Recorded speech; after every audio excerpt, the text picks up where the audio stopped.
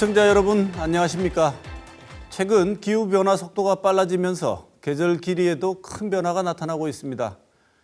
기상청 발표에 따르면 과거 30년 평균보다 여름은 21일이 증가했고 겨울은 20일이 줄어들었다고 하는데요. 기후변화를 넘어 기후위기에 대한 경고음이 세계 곳곳에서 잇따르고 있습니다. 전문가들은 지구의 연평균 온도가 산업화 이전에 비해 1.5도가 오르면 기상이변이 폭발적으로 늘어날 것이라고 예상하고 있는데요. 오늘 이슈 인사에 대해서는 기후위기의 심각성을 살펴보고 앞으로 어떤 대응책이 필요한지 논의해 보겠습니다. 또 6년 만에 포스트 시즌 진출이 확정된 삼성 라이온스 소식 등 지난 한 주간 주목할 만한 뉴스도 살펴봅니다.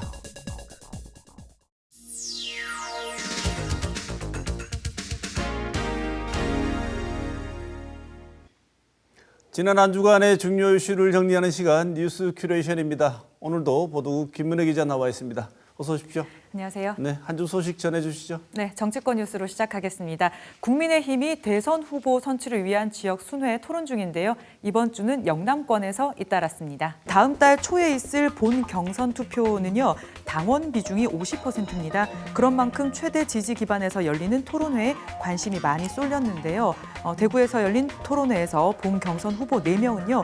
모두 지역 공약, 특히 대구 경북 통합 신공항과 관련을 해서 국비 지원 건설을 공약을 했습니다. 물론 이전 터 개발 방식을 두고는 후보들마다 달랐습니다. 네, 그런데 이번 토론회를 앞두고 부산에서 큰 이슈가 하나 터졌죠. 네. 윤석열 후보가 전두환 씨를 이야기하면서 쿠데타하고 5.18만 아니면 나름 괜찮은 정치를 했다고 얘기를 했지 않습니까? 네, 그렇죠. 그래서 다음 날 다른 후보들한테 집중적으로 아마 지적을 받았던 것 같은데요. 홍준표 후보는요. 50 시절에는 정치는 없었고 독재만 있었다면서 자신은 전두환 형을 수사를 해서 광주로 쫓겨나기도 했었다면서 그 시절 뭐 했냐고 묻는 건 아니다 이렇게 이야기를 했습니다. 그리고 유승민 후보는요. 5.18과 쿠데타를 빼면 전두환은 대통령이 안 됐을 텐데 여기에 대해서 어떻게 평가를 하냐 하면서 제2의 전두환이 될 생각이냐 이렇게 비판을 했습니다. 여기에 대해서 윤석열 후보는요. 대학생 시절 모의 재판에서 자신은 전두환에게 무기징역을 선고한 바가 있고 역사 인식은 변함이 없다고 하면서 뭐 인사나 정책 운용을 잘했다는 자신의 발언 취지를 왜곡하는데 비판을 했습니다. 그리고 특히 TK에서 민감할 수밖에 없는 이명박, 박근혜 전 대통령 수사를 두고 윤석열 후보와 홍준표 후보가 충돌했습니다. 그렇지만 원희룡 후보가 짚은 민주당 이재명 후보 무료 변론 의혹에 대해서는요. 4명 다 문제가 있다면서 따져봐야 한다 이렇게 짚었습니다. 네, 토론회 전날 사실은 또 다른 큰 이슈가 하나 있었어요. 네. 고발 사주 의혹에 대한 녹취록이 보도가 됐지 않습니까? 네. 그런데 그 내용은 전혀 등장하지 않았어요. 대구에서 열린 토론회에서 이 내용이 이제 다뤄질까봐 관심을 많이 받았는데요. 홍준표 후보가 깨끗한, 더러운 이런 표현을 쓰면서 비교를 하면서 쓰면서 자신은 깨끗한 후보임을 강조한 것 외에는요. 관련한 내용이 전혀 없었습니다. 녹취록 보도 이후에 더불어민주당과 국민의힘은 서로 그쪽이 더 이제 연관이 있다는 식으로 지금 정면 충돌을 하고 있는데요. 어떻게 보면 이 후보들 사이에서도 가장 공략할 거리가 될 만했지만 마치 약속이나 한 듯이 어느 후보도 언급이 없었습니다. 여당은 이미 후보가 확정이 됐고 야당은 연일 경선 속에서 자칭 열기를 더해간다고 하는데 네. 부동층 비율은 계속 올라간다고 합니다.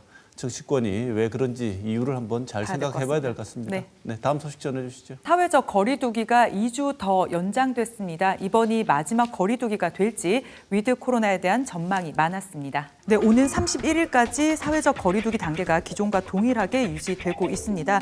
일부 완화된 사항이 있는데요. 대구는 3단계인데 18일부터 모임 가능 인원이 접종 완료자 포함해서 10명까지 늘었고요. 그리고 영업시간이 자정까지로 연장됐습니다. 그 실내외 체육시설에서 샤워실 이용도 가능해졌지만요. 종교시설에서는 기존 수칙이 그대로 적용이 됩니다. 그리고 거리두기 4단계 지역에서는 접종 완료자만 스포츠 경기장 입장이 허용되는 백신 패스가 적용이 됐습니다. 잠깐 시간을 조금만 연장시켜줘도 자영업하시는 분들이 숨통이 트인다 이런 말씀 많이 하시지 않습니까? 그렇습니다. 그런데 위드 코로나가 시작이 되면 과연 이전에 우리가 누렸던 그런 일상으로 정말 다시 돌아가는 건가요? 글쎄요, 전 국민 70%가 접종 완료한다 하더라도 그건 당장은 아닐 것 같습니다. 이 단계적 완화가 많이 언급이 되고 있는데요.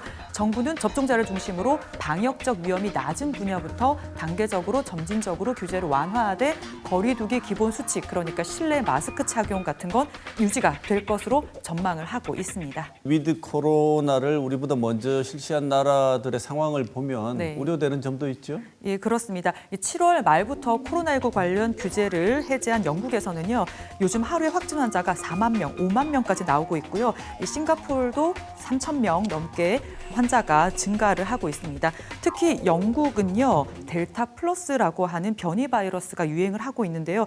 영국은 이 세계에서 백신 접종을 가장 먼저 시작을 했잖아요. 이 시간이 지나면서 백신의 효능이 떨어지고 있고, 그리고 지금 겨울로 접어드는 계절적인 요인, 여기에다 마스크 규제를 풀었기 때문에요. 이런 것들이 복합적으로 지금 이 변이 바이러스 유행을 이끌고 있다. 이런 분석이 있습니다. 물론 이 델타 플러스 변이 바이러스가 코로나19 원 바이러스보다 폐를 더 감염시킨다라고는 분석이 됐는데 아직 더 치명적일 것인지에 대해서는 밝혀지지 않아서 관련 연구가 필요하다. 이런 분석이 나오고 있는데요. 우리 지금 코로나19 상황이 변이 바이러스 때문에 좀 길어진 영향이 있기 때문에 위드 코로나를 논의를 해도 이런 비상 변수에 대한 고려는 필요해 보입니다.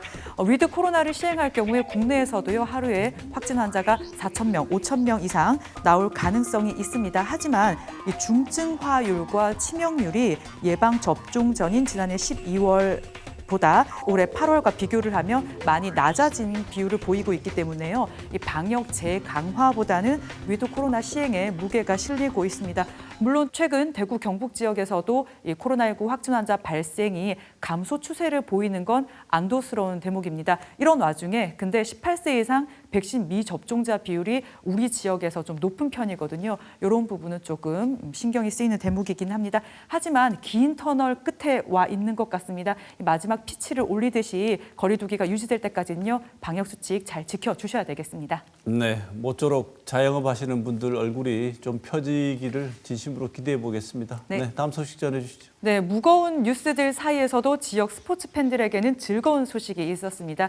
프로야구 삼성 라이온즈가 6년 만에 가을 야구 문턱을 넘었습니다. 지난 20일 삼성 라이온즈가 잔여 경기 승패에 상관없이 준 플레이오프 직행 티켓을 따냈습니다. 삼성은요, 2010년부터 4년 연속 정규리그 한국시리즈 통합 우승을 하면서 그야말로 KBO 리그 최강팀 자리에 있었기 때문에요. 프로야구 아니면 삼성 라이온즈의 팬이 아니더라도 요즘에 삼성 라이온즈가 예전만 못하다는 걸 알 정도로 그간 암흑기가 길었습니다. 네, 그간 암흑기가 얼마나 길었는지 보여주는 비번이 있지 않습니까? 99688 네. 삼성 순위였는데 하위권에 머물렀었던 팀이 중간으로 회복하는 단계를 안 거치고 바로 상위권으로 올라갔어요. 네. 특별한 요인이 있었을 것 같은데. 올해는요, 선발과 마무리 투수진이 든든했습니다. 외국인 투수 데이비드 뷰캐넌이 2년 연속으로 15승을 달성했고요. 그리고 원태인과 백정현도 10승 이상을 거뒀습니다. 그리고 팀 내 제일 맏형 오승환 선수도 40세이브 고지를 밟았고요. 잘 던진 만큼 잘 치기도 했기 때문에 이런 성적이 있겠죠. 후반에 지금 다소 부진하긴 하지만 외국인 선수 피렐라는요, 특유의 흥을 보여주면서 선수단뿐만 아니라 팬들 사이에서도 호감을 많이 받았습니다. 그리고 라팡만 오면 잘 쳐서 피하고 싶었던 타자였는데 올해 19가 됐잖아요. 오재일 선수도 역할을 해줬고요. 그리고 주장인 박혜민 선수도 부상이 있긴 했지만 빠르게 회복을 하고 돌아왔습니다. 올해 프로야구는요, 일부 선수들의 코로나19 방역 수칙 위반으로 이 사상 초유로 리그가 중단이 되기도 했었고요. 올림픽 성적이 부진을 해서 곱지 않은 시선을 받기도 했습니다. 하지만 그런 악재 속에서도 우리 지역 연고 구단이 이뤄낸 성과가 무척 반가운데요. 앞으로 어떤 결과를 더 낼지 지켜보는 것도 재미있는 포인트 같습니다. 네, 포스트 시즌에도 잔뜩 기대를 하면서 네. 큰 응원을 보냅니다. 마지막 소식 전해주시죠. 기후변화 대응을 위한 온실가스 감축 계획이 결정됐는데요. 이 받아들이는 주체들마다 온도 차이가 큽니다. 탄소 중립위원회가 2050년까지 탄소 순 배출량을 0으로 만들고요. 중간 목표로 2030년까지 탄소 배출량을 2018년 대비 40% 감축하는 방안을 의결을 했습니다. 이 석탄 발전을 전면 중단하는 안과 LNG 발전 일부만 남기고 이 석탄 발전을 중단하는 안 중에서 선택을 하게 되는데요. 이 관건은 이 탄소 포집 활용 저장 기술을 확보하느냐입니다. 그리고 탄소 배출량이 많은 철강 생산에서요. 이 석탄 대신 수소 연료를 사용을 해서 배출량을 95% 이상 줄이고 이 전기차와 수소차를 보급을 늘려서 수송 부문 배출량 역시 90% 이상 감축한다. 이런 계획을 냈습니다. 기후 변화에 대응하기 위해서 온실가스를 감축해야 된다는 것은 이제 의무가 됐잖아요. 네. 그럼에도 불구하고 이번 탄중위 의결에 이견이 좀 있다면서요. 이 환경운동연합은요, 경제개발협력기구 국가들은 2030년까지 탈석탄을 이루어야 하지만 우리 계획을 보면 2030년에도 우리나라는 석탄 발전 비중이 21%가량 남게 된다면서요. 국내 신규 석탄 발전소 건설 중단 계획 같은 게 제시돼야 했었다. 이렇게 비판을 하고 있습니다. 그리고 기후위기 비상행동 등은요, 정부의 목표대로라면 지구 온도는 2도 이상 오르게 된다면서 이번 목표를 전면 재수정해야 된다 이렇게 요구를 했습니다. 하지만 뭐 철강 산업계도 그렇고 발전도 지금 연관이 돼 있는데요. 경제 산업계는 이번 목표 계획을 과속으로 표현을 하고 있습니다. 한국경영자총협회는요. 온실가스 감축 목표의 급격한 변화가 기업들의 생산 설비 신증설을 중단시키고 해외로 이전하거나 고용 감소를 일으키는 등 국가 경제에 악영향을 미칠 것이다. 이렇게 이야기를 하고 있습니다.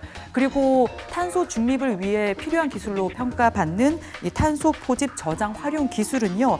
국내에서는 아직 기초 단계에 머물고 있는데 이 기술을 계획의 어떤 포인트가 되는 걸로 잡은 건 좀 무리하다 이런 지적이 많고요. 그리고 이 기술은 아직 다른 나라에서도 상용화가 되지는 않았습니다. 네. 다음 달에 유엔 기후협약 당사국 회의 총회가 있잖아요. 네. 그래서 더 이렇게 기후 관련되는 이슈들이 이 신문에도 등장하고 있는 것 같은데 네. 우리가 실제로 체감하는 것보다 훨씬 더 심각한 상황이란 거죠. 탄소 네, 배출을 줄이지 못하면 어떤 상황이 발생하나요? 일단 국제사회에서 페널티를 받을 수도 있고요. 그리고 탄소를 배출하려면 비용을 들여서 이 탄소 배출권을 사야 됩니다.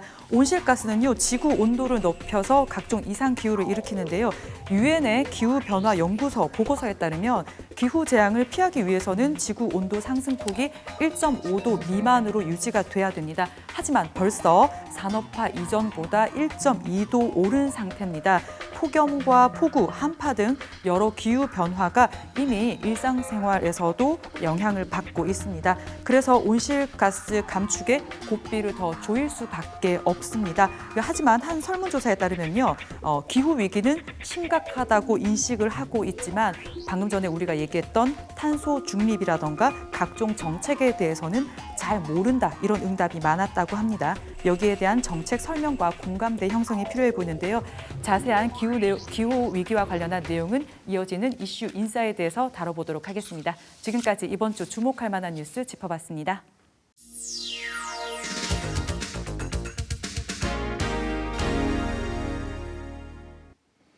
최근 기후 위기에 대응할 시간이 얼마 남지 않았다는 경고가 자주 나오고 있습니다. 지난 8월 유엔 산하 국제협의체에서는 앞으로 20년 안에 지구 기온이 산업화 이전보다 1.5도 넘게 올라갈 가능성이 크다고 발표했는데요. 지구 온도가 1.5도 높아지면 극한의 기후 현상이 더욱 빈번하게 나타날 것이라는 우려가 이어지고 있습니다. 오늘 시사톡톡에서는 한층 더 앞당겨진 기후 위기의 심각성을 살펴보고 앞으로 어떤 대응이 필요한지 논의해 보겠습니다.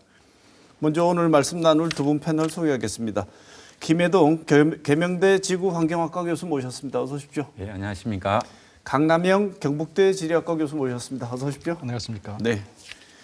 두 분 선생님도 체감하시겠지만 최근에 우리 날씨 현상을 두고 우리 한반도가 사계절이 뚜렷한 나라라고 하지 않습니까? 근데 그 뚜렷한 사계절이 봄, 여름, 가을, 겨울이 아니고 초여름, 늦여름, 초겨울, 늦겨울밖에 없다고 이런 얘기를 하는데 요즘 날씨를 보면 그 말이 정말 실감나는 것 같아요. 가을이 왔다고 뭐 좀 즐겨볼 시간도 없이 벌써 가을이 간 것 같습니다. 근데 실제로 가을이 좀 우리가 부르는 가을이 좀 줄어든 게 사실입니까, 김 교수님? 예, 좀 전에 사회자님께서 말씀하셨듯이 우리나라는 사계절이 뚜렷한 뭐 이런 말씀을 하셨는데 그 초등학교 때부터 그렇게 가르치고 있습니다. 네. 그러나 실제로는 우리나라는 대륙성 기후지대이기 때문에 네. 여름이 길고 겨울이 길고 봄, 가을은 아주 짧은 약 한 달 정도밖에 안 되는 이런 게 전통적인 특성이었습니다. 네. 그래서 과거에는 겨울이 한 11월에서 4월까지 한 6개월 정도 됐고요. 그다음에 여름이 한 6월에서 9월까지 한 4개월, 그럼 10개월이죠. 네. 그래서 봄, 가을은 한 달 정도밖에 안 되는 원래 우리나라가 사계절이 뚜렷한 계절은 아니었습니다. 네. 근데 최근에 보면 여름이 한 20일 정도 이렇게 더 길어지고 겨울이 20일 정도 짧아지고 그럼 봄, 가을은 어떻게 됐느냐 하면은 봄은 빨리 시작되어서 빨리 끝나고 네. 가을은 늦게 시작해서 금방 끝나는 이런 형태로 봄, 가을은 시기적으로 약간 시프트된 좀 이동돼 간 것이고 여름은 길어졌고 겨울은 짧아졌고 이렇게 정리하는 게 맞을 겁니다. 기온 자체가 올라갔군요. 그렇죠. 네. 과거에는 여름이 겨울이 지배했던 나라였다고 한다면 점점 갈수록 여름이 지배하는 나라로 변해가고 있습니다. 네. 실제로 이달 초에 10월 더위란 말도 참 어색한 말인데 10월 실제로 더웠지 않습니까? 많이 더웠고 10월 초만 하더라도 에어컨을 가동을 해야 되는 집이 있을 정도로 틀었다는 집도 있고요. 그럴 정도로 더웠는데 지난 주말엔 또 난데없이 한파특보가 발효됐습니다. 이 가을 날씨에 이렇게 오락가락하는 이유가 뭐 어떤 건지요, 강 교수님? 네, 지금 이제 교수님들께서 말씀하셨던 어떤 기단이 오랫동안 지속되는 그런 특성이 나타나고 있고요.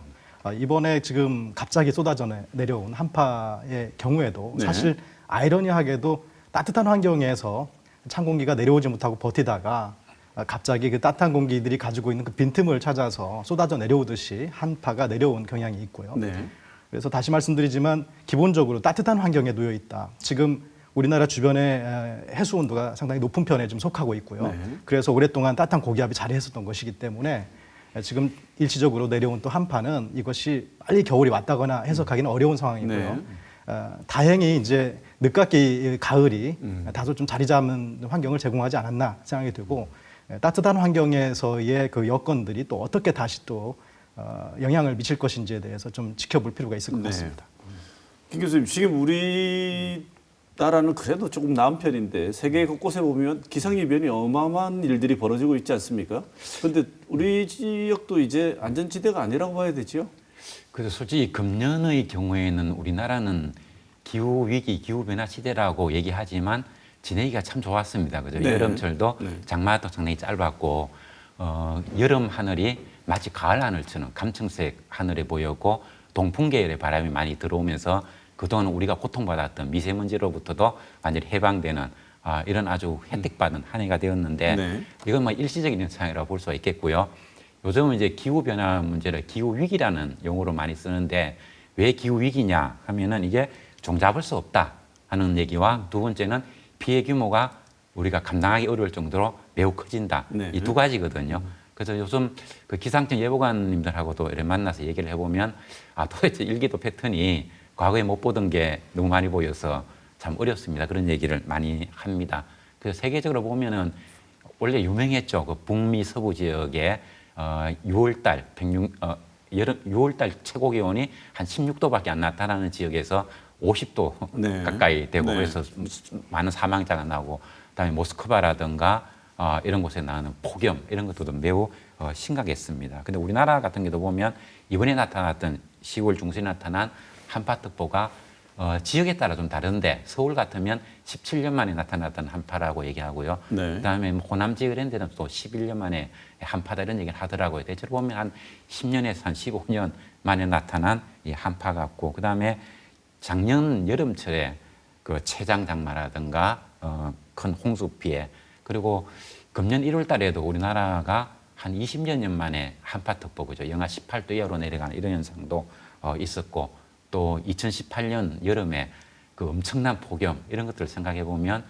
우리나라에도 앞으로 지금까지 우리가 겪어보지 못했던 엄청난 게 와도 이상하지 않다. 그리고 이번에 보면은 늦더위가 10월 중순까지 있었다는 거 여기에 대단히 주목해 봐야 되는데 뭐 태풍은 우리 강남영 교수님 전문가이시지만 이 시기에 만약에 태풍이 만들어졌더라면 그 코스는 그야말로 한반도가 돼버리고 그런 태풍은 오면 슈퍼 태풍이 되어버리기 네. 때문에 이제 우리가 그동안 상상도 못했던 기후 재해가 와도 이상하지 않는 이런 시기에 이미 도달되어 있습니다. 네. 태풍 발생 시기를 정말 종잡을 수 없이 시기가 이상하게 변한 것 같은데 그거는 왜 그런가요?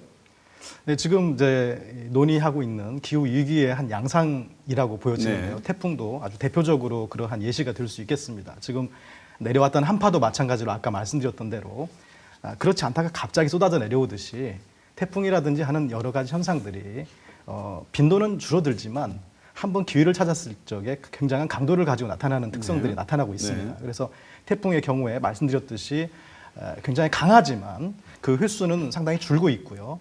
그리고 현상들이 뭉쳐서 나타나다 보니까 심지어 8월인데도 태풍이 나타나지 않다가 심지어 때 지나서 9월, 10월에 갑자기 몰아가지고 또 여러 개가 나타나거나 네. 이런 식의 이제 집단 뭉침이 생기기도 하는데 전체적으로는 개수는 줄고 있거든요. 그러다 보니까 이 기후 위기로서는 더 경각을 해야 될 부분이 뭐냐면 우리에게는 좀 방심할 수 있는 여지를 많이 주고 있습니다. 그래서 강도가 강하지 않더라도 빈도가 줄어들게 되면 사람들은 또 방심하다가 위기를 네, 겪게 네. 되는데 네. 지금 같은 경우에는 방심하다가 겪게 되는 태풍이 더 강한 태풍을 겪게 되기 때문에 네. 피해는 굉장히 심각한 양상으로 지금 전개되고 있다. 이런 네. 말씀을 드리겠습니다. 특징적인 현상이 발생 자체는 줄고 우리한테 오는 게 그렇게 큰 게 안 오니까 방심을 하다가 지금 변화된 기후 상황을 보자면 태풍이 한번 오면 어마어마한 게 올 가능성이 크다는 그렇습니다. 말씀이시죠? 네. 예. 그렇다면 두 분 다 공히 말씀해 주신 게 기후 위기는 이미 시작이 됐고 진행 중인데 많은 수치들이 경고를 계속 주고 있습니다. 예를 들면 유엔 산하국제협의체가 20년 안에 산업화 이전보다 1.5도가 온도가 올라가면 거의 재앙적 수준의 기후로 인한 우리 피해들이 발생할 것이다 이렇게 경고를 하고 있는데 지구 온도가 1.5도 올라가면 어떤 현상이 벌어집니까, 김 교수님?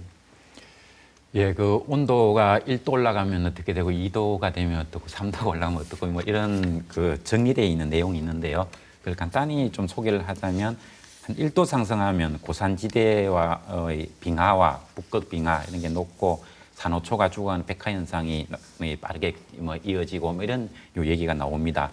근데 지금 이제 우리 앞에 닥친 2도씩 상승 여기 이제 주목해 보아야 되겠는데 2도가 상승하게 되면은 사회 안전망과 경제에 심각한 영향이 나타나게 된다. 그러니까 좀 전에 우리가 얘기했던 규모가 엄청나게 큰 이런 기후 재해가 이제 빈발하게 되는 이런 네. 시기에 이제 접어드는 거죠. 그리고 우리가 2도 그다음에 열대와 아열대 지역에 소재한 개도국의 폭우하고 가뭄 그리고 강풍과 같은 기후 재해가 농업에 큰 타격을 줄 것으로 예상된다. 뭐 이렇게 나옵니다. 그리고 실제 우리가 IPCC 주도로 뭐 인해 가지고 기후변 협약에서 금세기 말까지 1.5도 이내로 억제하자라고 얘기를 하지만 그렇게 안 될 가능성도 상당히 많은 것 같고 실제로는 한 3도 가까이 갈 가능성이 그죠?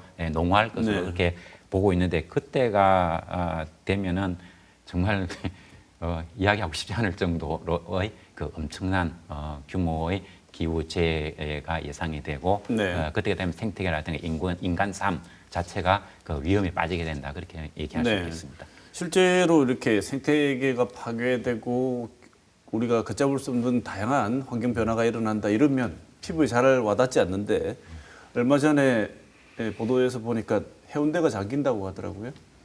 그런 말을 들으면 뭐 온도가 몇 도가 돼서 빙하가 녹으면 지금 부산 지역하고 이 일부 해안가 지역에 방파제 그러니까 해안가에 있는 지역들은 침수를 피할 수가 없다. 그래서 부산 같은 경우에는 구체적인 대안을 수립하기 위해서 뭐 안을 만들고 한다는 얘기까지 들었는데 이거는 아주 피부에 와닿는 얘기지 않습니까? 우리가 알고 있는 도시들이 잠긴다는 게.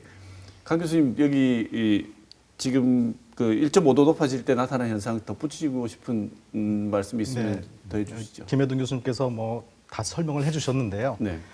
좀 수치적으로 이제 확인했다기보다는 연구의 결과로 우리가 추정하기에 네. 1.5도씨 정도 상승한다고 하면은 예를 들어서 가뭄은 2배 정도 늘어날 것이다. 그 강수량은 한 1.5배 정도 증가할 것이다. 네. 그리고 우리 눈 내리잖아요. 네. 눈은 한 5% 정도가 감소할 것이다. 따뜻한 여름 쪽으로 가는 현상들인데 네. 태풍은 강도는 약 한 10% 정도 증가한다. 증가할 것이다. 네. 10% 작은 숫자 같지만은 전 지구 평균이기 때문에 엄청난 그 강도이거든요. 그리고 해수면은 말씀하신 대로 뭐 낮은 지역은 한 20cm 정도, 높은 지역은 70cm 이상으로 높이 상승한다고 하기 때문에 지구 평균이니까 굉장히 큰 수치가 되겠습니다. 그래서 이건 1.5도씨에 대한 이야기이고요. 아까 우리 논의했듯이 1.5도씨는 우리 마지노선으로 우리가 목표로 삼고 있는 것이지 실제로는 한 3도씨 정도도 올라갈 수 있다라고 보통 대부분 보고 있기 때문에 1.5도가 이럴진데 3도씨가 됐을 경우에는 상상하기 어려운 현상이 나타날 수도 있겠다. 뭐 이렇게 보고 있는 것입니다. 네, 그런 상황을 보고 거의 아마게돈 얘기하는 사람들도 있는 것 같아요. 거의 지금 영화를 보면 영화의 주제들이 사실은 약간 선행해서 상상 가능한 일들을 알려주는데 기후로 인한 재난 영화들이 꽤나 많지 않습니까? 그런 영화들을 영화 상황이지만 보면 이건 정말 상상할 수 없는 인류의 종말을 얘기하는 것 같은 얘기들이 들리는데 이런 위기를 회복 불가능한 위기 상황이라고 말을 하는 것 같은데 실제로 김 교수님 보시기에도 이런 상황이 펼쳐질 가능성이 다분하다고 보시는 거죠? 그렇죠. 그러기 때문에 이제 국제사회에서 우리에게 남겨진 시간은 얼마 없고 지금은 기후위기 비상행동을 할 시기다라고 얘기를 하는 거죠. 그야말로 비상시국이다. 이렇게 얘기를 하는 겁니다. 그래서 우리가 동대구역 앞에 3번 출구 앞에 가면은 기후시계가 놓여져 있습니다. 네. 거기에 보면은 우리가 이제 1.5도 시나리오로 가기 위해서 우리에게 남겨진 탄소 배출의 시간이 이제 6년하고 100일 밑으로 내려갔을 겁니다. 100일하고 한 수십 일 정도 남아 있는 이 정도 시간밖에 없는 그런 상황입니다. 네. 6년하고 얼마 남지 않은 그 시간 동안 구체적인 변화가 조짐이 보여서 방향이 바뀌지 않으면 예. 예정되어 있는 수수는 여기 계속 경고하고 있는 이런 인류 종말이 올 정도의 걷잡을 수 없는 위기 상황으로 간다고 예측이 돼 있는 거죠. 그렇죠. 우리에게 남긴 시간이 그 정도밖에 없다는 얘기는 우리가 생각해 봐야 되는 게 탄소 수지라는 게 있거든요. 네. 자연에서 1년 동안에 대기로 올라가는 탄소량이 있고 자연이 제거시켜주는 탄소량이 있는데 탄소 배출하는 양으로 따지면 자연에서 올라가는 탄소의 질량이 210기가톤, 그죠?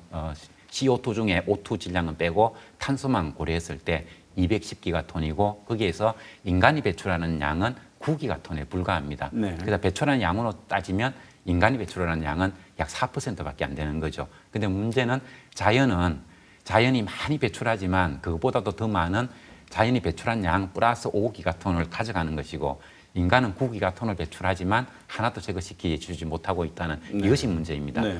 그래서 우리가 보면은 숲이 이 탄소를 많이 흡수를 하는데 이게 영국 리즈 대학을 중심으로 해가지고 전 세계 100개 연구기관이 1990년대부터 조사한 걸 보면 1990년대에는 아프리카, 아마존 이쪽에 열대우림이 460억 톤 정도의 CO2를 흡수했는데 2010년이 되니까 250억 톤밖에 흡수를 못하더라.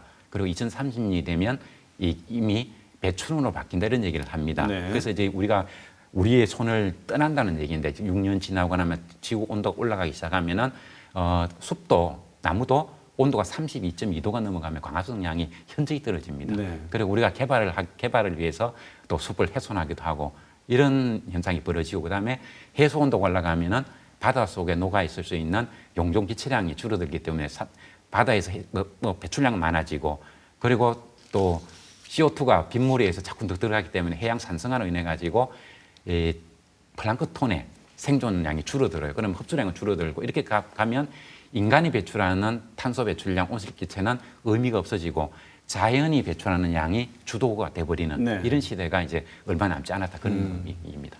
그러니까 지금 여러 지구 전체 이 환경으로 설명을 다 종합적으로 유기적으로 생태계가 연결되어 있기 때문에 그 일을 초래한 게 우리 인간이니까 우리부터 약간 상황을 변화시킬 수 있는 걸 빨리 시행하지 않으면 이런 일들이 거의 뭐 과학자들이 연구에 의하면 예정이 돼 있다는 얘기죠. 그렇죠. 인간의 역할은 트리거 역할이고 실제로 문제를 일으키는 것은 자연이 되는 거죠. 우리가 이제 일으킨 일 때문에 자연이 어떻게 보면 너희들이 불러온 그 굴러가는 걸 우리가 자연이 굴리기 시작하면 이건 걷잡을 수 없다는 얘기죠. 그렇죠. 자연은 보복하지는 않습니다.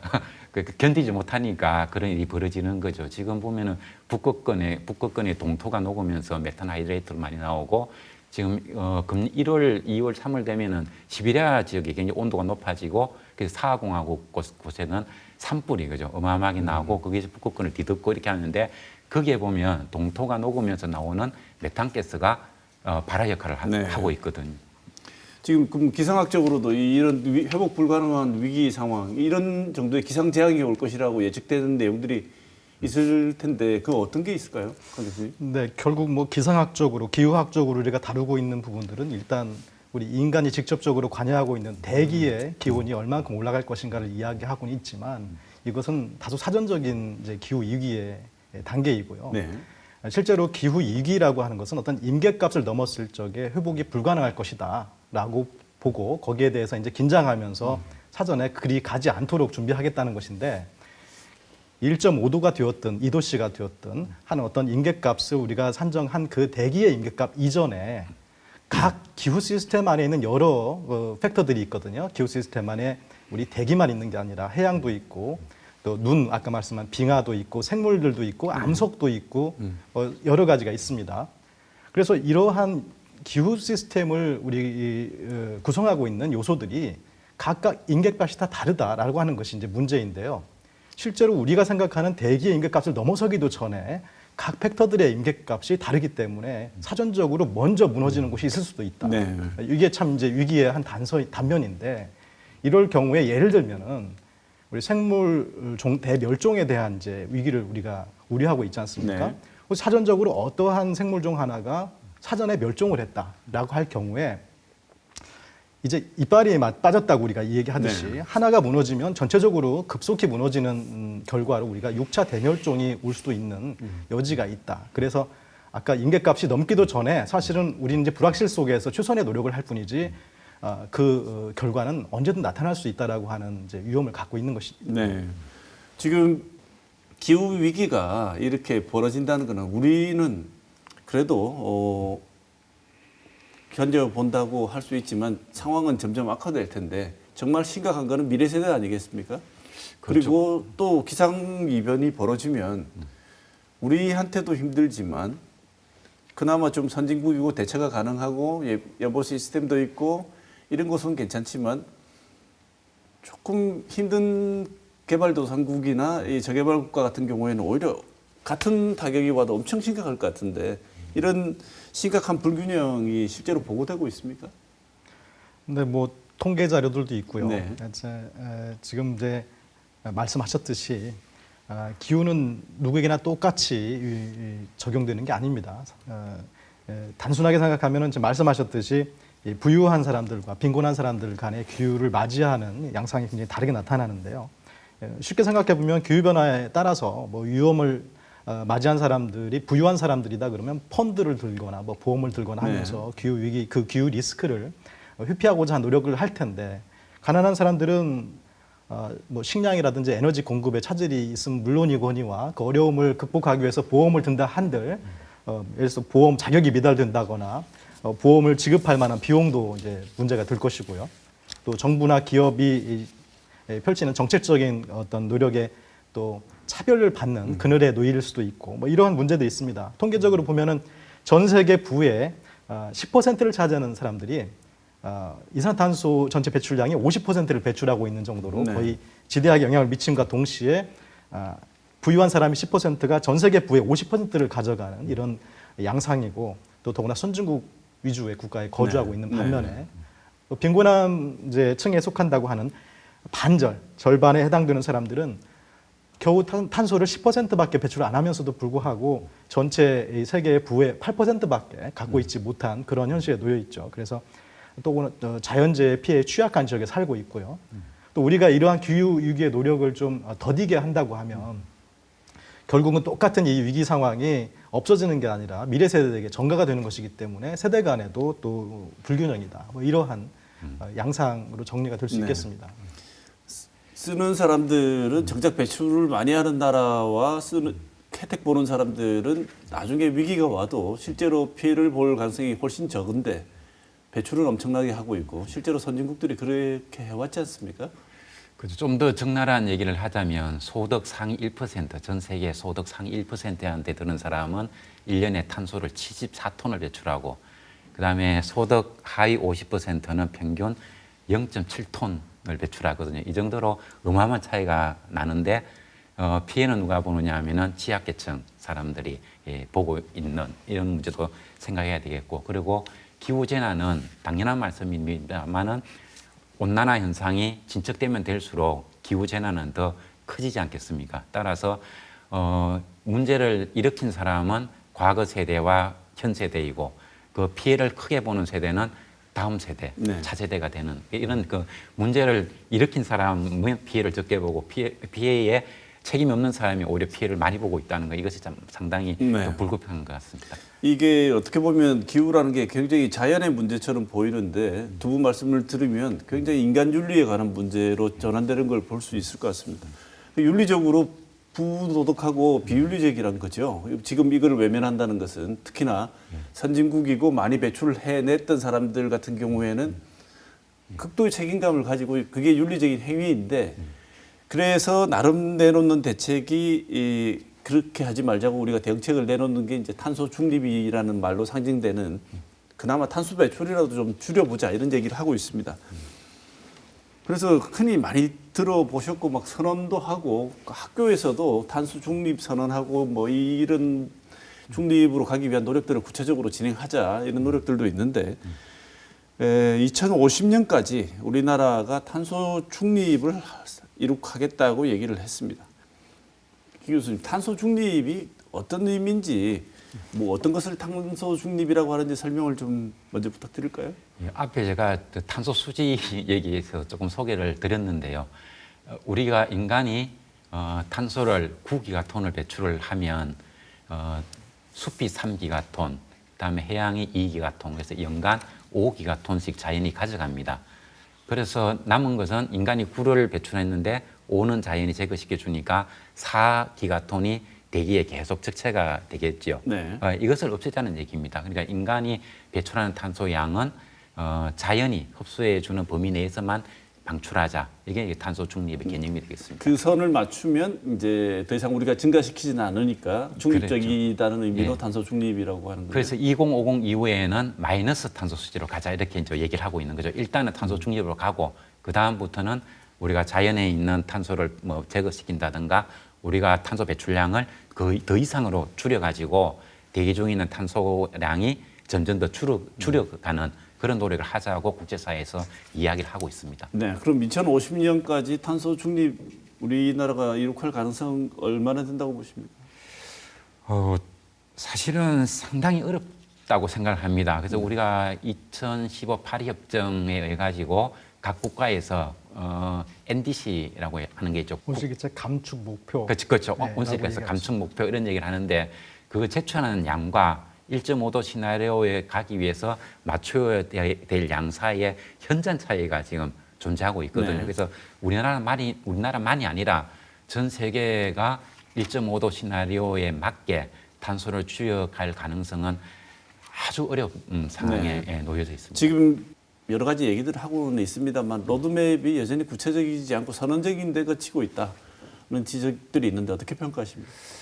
그래서 10월 19일에 우리나라 탄소중립위원회에서 기후변화 협약 사무국에 제출해야 될 NDC를 통과를 시켰는데 그 상황을 이렇게 보면 언론에도 보도된 내용입니다만은 경찰이 바리케이트를 치고 시민들이 진입을 시도하고 그래서 진입한 사람들은 끌려 나오고 그렇게 하면서 마치 국회에서 날치기를 하듯이 이 법이 통과된 거든요. 그래서 생각해 보면 이게 우리가 기후 위기에 대응하기 위한 일이라고 한다면 온 국민들의 환영 속에 그게 통과가 되어야 되는데 왜 저런 일이 벌어질까 이런 생각을 해봐야 됩니다. 거기 보면은 우리나라의 감축 목표가 국제사회가 요구하는 것보다 너무 낮고 거기에다가 또 실천이 불확실하다. 과거에도 우리 이명박 대통령, 박근혜 대통령도 탄소를 많이 줄이겠다고 국제사회에 계속 노력해왔잖아요. 5억 3,200만 톤 2030년까지. 그러나 그거는 그것도 지켜지지 않고 있거든요. 그래서 이게 실천하겠다는 게 해외에 가서 뭐 흡수원을 개발해 오겠다든가 아니면 아직도 기술적으로 불확실한 탄소 흡수 방법 CCUS 이런 용어를 쓰는데 굴뚝을 통해서 나가는 CO2를 흡수해 가지고 뭐 어떻게 땅에 묻는다든가 이런 기술로 해결하겠다 이렇게 나오고 있거든요. 근데 그것도 매우 불확실하다. 그리고 거기다가 또 이게 산업이 바뀌면 예를 들면 내연기관 차에서 전기차, 수소차로 바뀌다 보면 일자리를 잃는 이런 분들이 많이 있잖아요. 네, 네. 이런 분들에게 어떻게 소프트 랜딩을 시켜줄 것인가. 이런 걸 때문에 우리가 좀 뭐 정의로운 전환 이런 얘기를 하는데 그 내용도 너무너무 부족하다. 그래서 이 세 가지 문제를 지적을 했는데 이게 보면 우리나라 탄소중립위원회가 금년 후반기에 조직이 돼가지고 그야말로 벼락치기를 하듯이 이걸 만들었습니다. 네. 전 세계에 보면 이런 나라는 없거든요. 그래서 우리나라가 여기에 기후위기 대응에 접근하는 방법이 너무나 불량하다 이렇게 생각을 할 수 있겠습니다. 심각한 것을 정말 우리 지금 지도층 인사들, 정치권 인사들이 잘 지각하고 있다고 지구인의 보십니까? 구성원으로서 우리가 우리의 임무를 다 해야 되겠다 이런 생각으로 접근하는 것이 아니라 국제사회에서 우리에게 탄소 감축을 이만큼 요구하니까 어쨌든지 간에 그것만 면피해보자는 이런 생각이 아닌가 하는 생각입니다. 근본적인 위기의식이 없군요. 그렇죠. 예. 우리 국가 전체적인 상황도 이럴진데 뭐 우리 지역도 별 차이는 없을 거라고 생각은 합니다만 대구시나 경상북도의 대응 방안을 보면 2030년 뭐 내놓은 안이 이전 것과 별로 차이가 없다고 하는데 강 교수님 혹시 한번 보신 적 있으십니까? 제가 최근에 접한 것은 이제 그 비교라기보다는 지금 진행하고 있는 내용들을 보았는데요. 한참 네. 준비 중인 것 같습니다. 네. 그래서 뭐 경상북도나 대구시 공이 뭐 협의체를 구성하거나 중앙 정부가 이제 발표한 그 정책의 이제 후속으로 같이 이제 대응해야 될 부분이 있어서 뭐 연구 용역을 지금 진행하고 있는 중이기 때문에 아직 수치가 정확하게 이제 나온 부분이 아니어서 거기에 대해서 언급할 적은 아닌데 다만 이제 중앙 정부 입장이 강하기 때문에 관련해서 이 지자체에서도 이제 후속 대응이 적절하게 도전적인 목표가 제시되지 않을까 좀 기대하는 부분이 있고요. 뭐 대구시의 경우 보니까 이제 이번에 11월에 지난 코로나 상황에서 UNFCCC라고 하는 이제 UN 기후 변화 협약 당사국 회의가 있는데요. 그것이 지금 코로나 상황 때문에 작년에 진행을 못하고 올해로 연기되어서 네. 11월에 영국 글래스고우에서 열리게 됩니다. 사실 중앙정부도 거기에 대한 준비를 이제 한창 하고 있는 중이어서 이제 그러한 탄소 중립에 대한 목표를 또 제시하고 법제화하고 하는 노력들을 해왔는데 대구시 같은 경우에 지금 보니까 그 글래스고우에서 열릴 UN 기후변화 협약 당사국 총회 사전으로 열리는 국제 캠페인이 있는데 거기에 가입을 했더라고요. 네. 그래서 그 가입된 캠페인의 이름이 레이스 투 제로라고 해서 탄소 중립으로 가는 그런 경주라고 하는 이름을 갖고 있는 네. 캠페인입니다. 거기에 보니까 이게 가입 기관들이 보통 해야 될 숙제가 만만치 않더라고요. 그래서 여기에 일단 지자체지만 국내에선 최초로 가입을 한 상태이고 여기에 대해서 그 과제들을 수행하겠다라고 이제 의지를 갖고 있는 것이기 때문에 대구의 기후변화 대응은 일단 적극적으로 보여지고 네. 있습니다. 기대가 되는 부분도 있습니다. 네. 예, 저는 그 강 교수님 의견과 조금 다른 생각 가지고 있는데요. 네. 어떤가 하면은 우리가 에너지 전환이라든가 탄소 중립 활동에 보면 산업 부문은 중앙 정부의 역할이고 비산업 부문은 지방 정부의 역할이 이렇게 되어 있습니다. 그래서 지방 정부 역할에 대해 가지고 서울이라든가 경기도, 광주 이런 곳에서 나온 보고서라든가 대응책에 비하면 대구시 같은 경우는 손에 잡히는 게 거의 하나도 안 보이거든요. 이런 측면도 있고, 그다음에 강 교수님 얘기한 그 레이스 투 제로 같은 거, 지자체가 국제기구에 가입하는 거 있잖아요. 이건 보면 우리나라가 굉장히 모범적입니다. 전 세계에서 뒤떨어지지 않을 정도로 굉장히 가입도 잘하고 이런 거 홍보성 이런 거 대단히 잘하는데 구체적으로 들어오면 안 한다. 그러니까 예를 들면은 이 공공기관을 새로 건물을 지으면 1,000평방미터 이상이 되면 사용 에너지 20% 이상을 재생에너지로 공급을 해야 됩니다. 근데 보면 어떤 구청 이런 데서 나오는 걸 보면 일부러 1,000 이상의 공간이 필요함에도 불구하고 이 의무를 하지 않기 위해 가지고 990으로 한다든가 이런 사례도 보이고 그리고 중앙정부에서 내려오는 어떤 재정적 지원이라든가 이게 내려오면 우리가 움직이지 않을 생각. 그리고 지자체 공무원들이 이 기후변화 문제에 대한 이해도라든가 그리고 기초지자체장이 일단 이게 잘 가려고 하면은 지방 공무원들이 기후 위기 문제에 대해서 이 학습이 잘 돼 있어야 되는데 그런 문제에도 대단히 소홀하다 이런 걸 좀 지적을 하고 싶습니다. 네.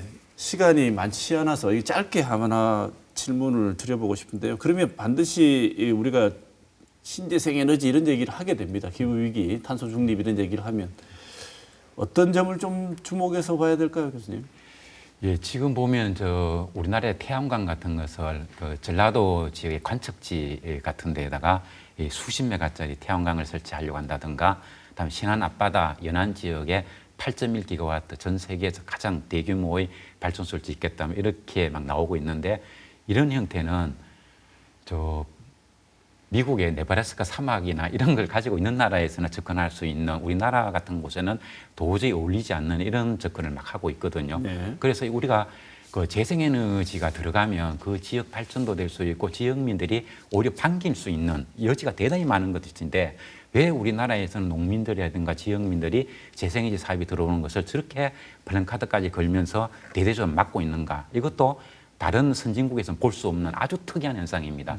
이거 접근 방법은 우리나라 사람들이 잘못된 것이 아니고 우리나라 공무원들, 우리나라 정치인들이 이 접근 방법이 정말 잘못되어 있다. 이걸 지적을 하고 싶습니다. 네. 그래서 지금 전라도 지역에 저렇게 재생에너지를 한 지역에 한 군데 다 모아서 저렇게 많이 개발을 하려고 하면은 저 지역에서 만들어지는 재생에너지를 저 지역에서 사용할 수 있도록 그렇게 산업 재배치라든가 이게 따라 들어가 줘야 되거든요. 근데 그렇지 않고 재생에너지를 전라도에서 만들어 가지고 다시 보합 송전선을 만들어 가지고 그걸 서울까지 다시 가져가겠다는 이런 생각을 우리 정부에서 하고 있는데 이거는 깜짝 놀랄 일이고 이건 교과서에도 없는 일이고 국제사회에서도 이런 현상을 본다면 정말 놀랄 일이고 이렇게 하지 말아라고 충고가 들어올 겁니다.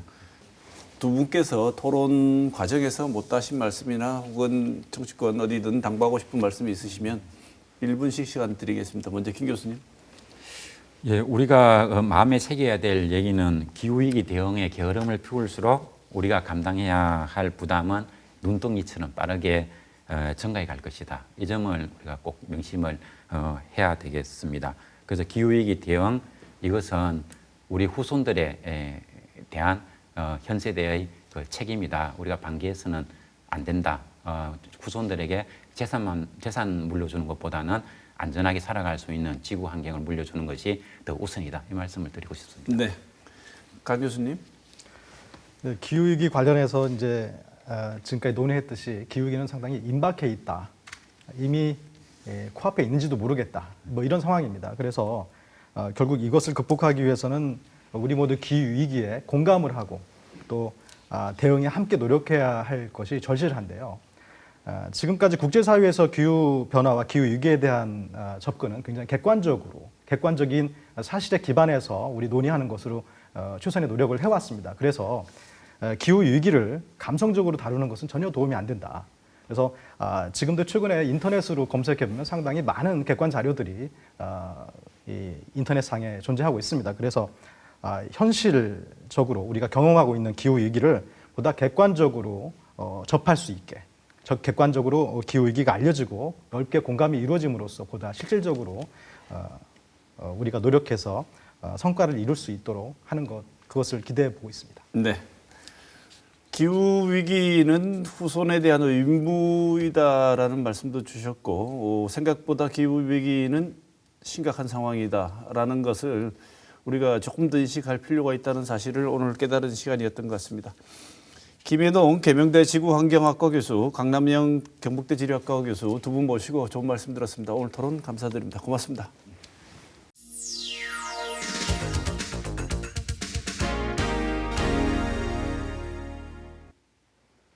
(20대) 대통령 선거가 6개월 앞으로 다가왔지만 아직 지지할 후보를 정하지 못했다는 부동층 비율이 매우 높다고 합니다. 화제의 드라마 오징어 게임 같다는 비판을 받는 정치 상황을 보면 이런 현상이 놀랍지도 않습니다. 여야 모두 네거티브 전쟁의 늪으로 빠져들면서 최선이나 차선이 아니라 차악이나 아예 투표를 포기하는 현상을 보일 가능성이 커지고 있습니다.